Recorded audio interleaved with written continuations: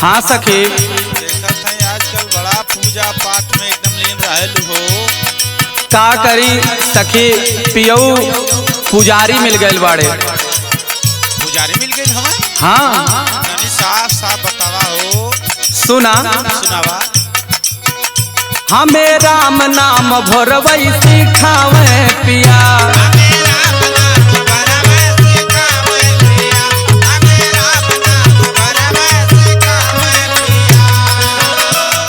सिखावे पिया हो सिखावे पिया, हमें राम नाम भोरवई सिखावे पिया।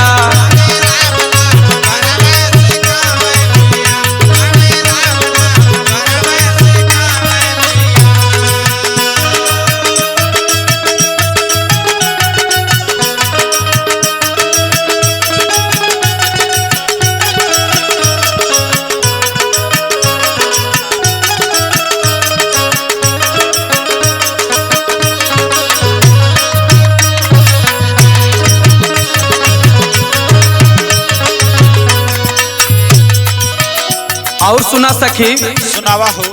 गाघा गाघा अंग हमर पढ़बू न आवे।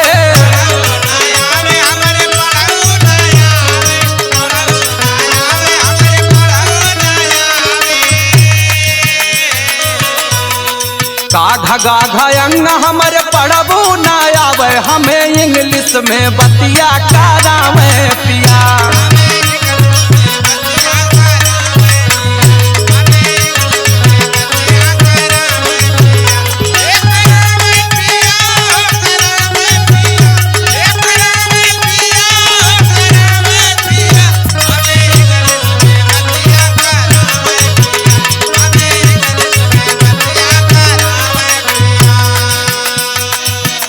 और सुना सखी। सुनावा हो।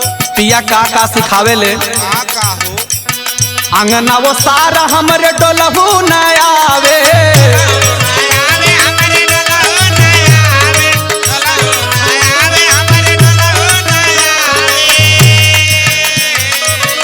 अंगना वो सारा हमरे डोलहू न आवे, हमें बम्बई के गलिया घुमावे पिया।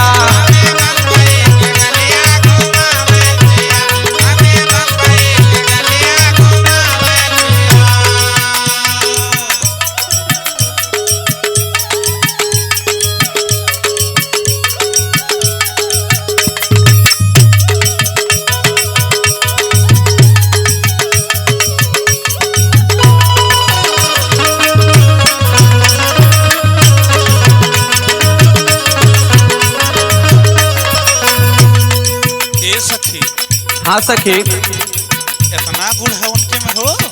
हाँ हो। और सुनावा। और सुना। सासु ननद से हमरे बोलहू न आवे।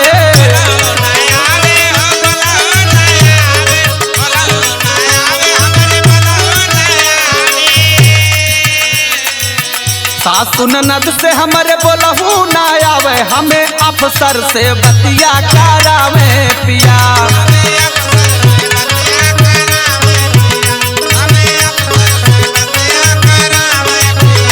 हमें राम नाम भोरवे सिखावे पिया।